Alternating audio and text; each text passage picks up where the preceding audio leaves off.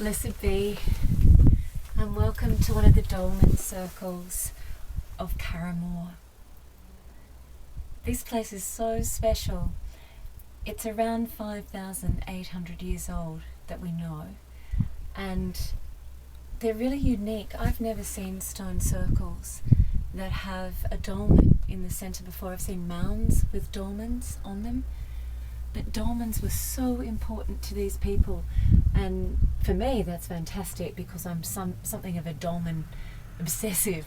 One of the things I'm noticing as I sit here is that there's almost sweet spots where your voice resonates and carries.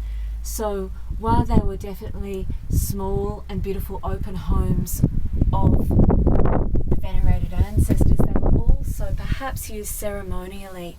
And these stone circles are also on a kind of raised platform, a kind of grass platform.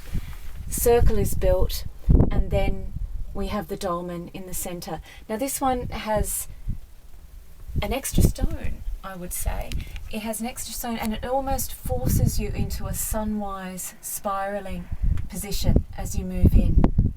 And it gives a particular ambience. You just naturally move sunwise. You just naturally know that that's the direction that supports life.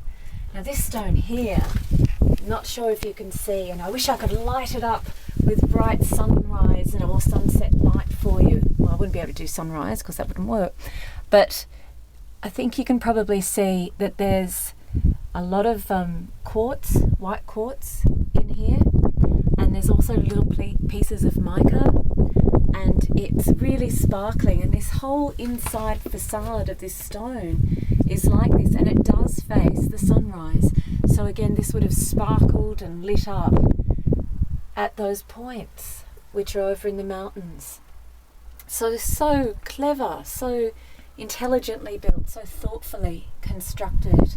It makes me wonder about sometimes that we're not particularly thoughtful about how we go about things in regard to the overall landscape and where the sun is. The other legend about dolmens in this country is that Diarmaid and Grania, who are the great legendary lovers, a little like Tristan and Isolde, but earlier, ran across this country together because Grania was put into an arranged marriage with Diarmaid's best friend. But she fell in love with Diarmaid and she ran. And they went together, and they had a geis on them, and a geis is a taboo or a kind of restriction that you're born with. That's governed by the goddess Arianrod, and their geis was that they could not sleep on the earth. And so many people believe that the dolmens, they lay on top, on the capstones. So sometimes they're called Grania's bed. So the lovers could run and stay together. And their resting place is near here at one of the lakes. This is also W.B. Yeats' country. It's the country of poets and dreamers and mystics and wanderers and misfits and orphans, and I just love it here. It's so wonderful and so available to us. So wherever you are, there's got to be somewhere that's available to you today that perhaps you haven't been. You've thought about going so many times and you've just thought, no, not today. Why not make it today? Go somewhere sacred. Touch the landscape and be touched by it.